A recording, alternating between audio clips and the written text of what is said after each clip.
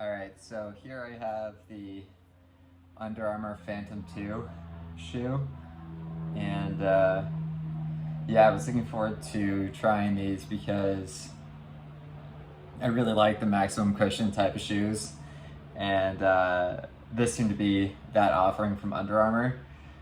So it's listed as a running shoe, but it definitely doesn't exactly look like your typical running shoe.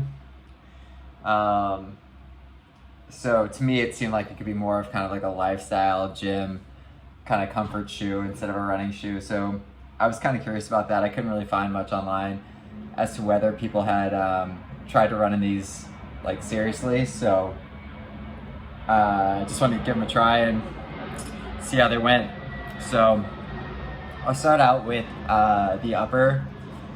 There's a lot going on here, but it's just like a booty, and this part here feels pretty good. It holds down the middle of your foot pretty well, at least in my opinion. So where the toe box is, it's like this really stretchy elastic kind of sock material, and I think this is probably not the best for running. Yeah, I think you want to be kind of locked in there a little bit more than this does. So if you were to be running kind of hard and went around a curve, like your toes are gonna move around a bit and slide around because there's just a lot of give in there. So I don't think that's great for running. The other thing too is I have a very narrow foot, and because there's no tongue on this shoe, it's hard to kind of get it narrow enough for me, and so you can just see the bunching there in the shoe, which it doesn't actually dig onto the top of my foot, which is good, but I don't know, it's just not great. Not great. But the upper overall is pretty cool. I just don't think it's the best for running, probably. The other thing too, so like the heel cuff area, you can see that there's like some foam in there to kind of hold down your heel, and that's fine. But the problem is like this heel cuff is like angled like that, and this loop here, it's like this is pretty thick, this part right here, and just because of the way this is angled, this will just dig into your heel. The first couple times I wore this, it made my heel so bloody. It just went right through the skin, because of just the rubbing the entire run. And it took a while to heal, honestly. So if you wear low cut socks, or if you have higher cut socks, you should probably wear them for these shoes, at least at first, to make sure that you're not gonna get beaten up by this heel. But if you have low cut socks, you might be in some trouble here. I just don't think this design is the best for running. It looks cool, but yeah, it's kind of problematic. And this whole area just doesn't offer a lot of value. It's not necessary. But anyway, so the midsole is like, there's a ton of the hover foam, like a ton of it. It's in there, all around the heel, and then on the inside as well. I think I talked on my last review of the Sonic that the hover looked really bad. This stuff looks a lot better. I don't know, maybe it's just because the webbing on the foam is like the same color, but yeah, it's a lot better, at least from an appearance standpoint. I think the shoe in general looks great. All right, so the outsole.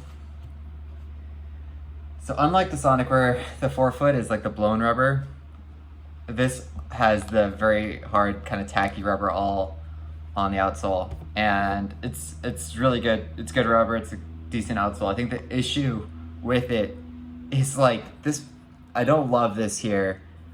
This design is not great. So they have this exposed area where there's just foam and no rubber, and the issue is like when you're running, you can feel where that foam is lacking. You can feel these spots. You can see that this spot here is all beaten up because it's hitting the asphalt. And so it's like, it's not a consistent feel when you step down, because part of it keeps going and part of it you can feel the rubber on the surface. But down the middle here, you can just tell that there's no rubber there. And I don't know what the point of this was. should have just had rubber there and feel totally fine, but it just bothers me when I run. I don't love that. But yeah, so my general thoughts on this shoe. I think it's a really cool shoe, but I think it's decidedly really not a running shoe.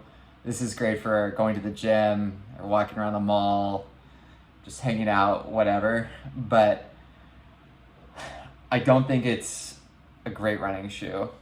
I think my main gripes are, I'd say well, first I've discussed this area is not great, but also it's very heavy. And there are some shoes that are heavy that are fine with me, but these just feel clunky. And I guess just looking at it, I should have known that they'd feel clunky, but they are a bit clunky. I think they're 11.5 ounces in a size 9, and these are size 14. These things weigh a lot.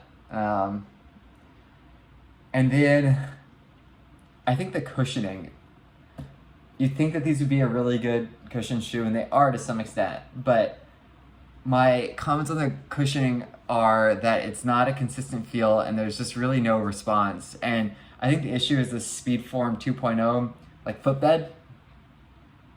So there's like a built-in footbed there that is really pillowy. It's really soft. If you were just walking around in these, you'd be thinking that these were the best, because that footbed is really soft. But when you're running hard, you kind of get past that initial kind of softness, and then you feel a much kind of firmer platform underneath it, and it's kind of a weird feeling. It's not a consistent feel, in my opinion. And like I said, there's really no kind of response. It's not running cushioning, in my opinion. And so that's probably my biggest complaint, is that part of it. And my hope when I was gonna try this shoe was that it would be like a Nike Vomero comparable, but it's not. It's definitely more of a lifestyle shoe. I would probably recommend even trying it, but if you want to give it a whirl, like definitely go for it and just see how you feel. Just temper your expectations. I think the problem with that approach is that these are $150 retail. So if you can get them on sale, that's great, and they come in a lot of great colors. But you probably don't want to spend $150 on a shoe that's not really optimized for running, at least not in my opinion. So, yeah, I mean, I'm glad I gave them a try. And I think I have 200 miles on these. I will get up to my 400 or 500 miles on these, make sure I get my money's worth. I just don't wear them every day. So I'm slowly kind of chipping away at them. But yeah, I think those are all my thoughts on it. Pretty cool shoe, but I would not call it a running shoe. If you want to run a couple days a week and use them for the gym, I think that's totally fine. But if you're someone who's hitting the pavement every day, probably not a great go-to for that. So anyway, I think that's it.